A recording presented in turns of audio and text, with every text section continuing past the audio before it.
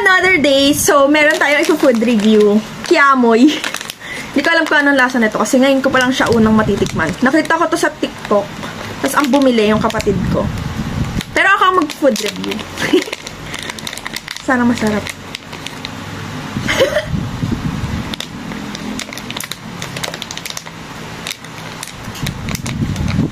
Parang ano, matamis na may alat.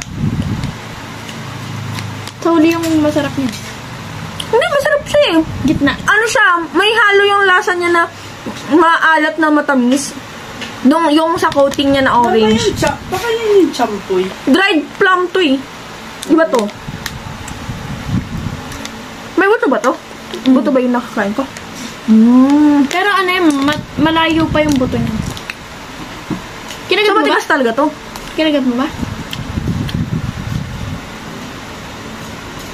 Talagang coloring lang yun. Coloring ba to? May labas yan na ano, masarap. Yan labas niyan. Pwede mong ganonin. Pipil mo siya. Ay, parang ano, sampagita. Ay, sampagita. Sampalok. Sampalok. Oo. Sabi ko na eh. Pero ano, parang sampalok nga na ano yung lasa niya. Matamis na maalat na ano.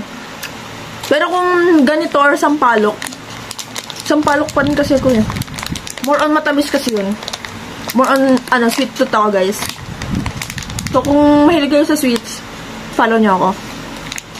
Marami tayong tikman. Okay naman siya.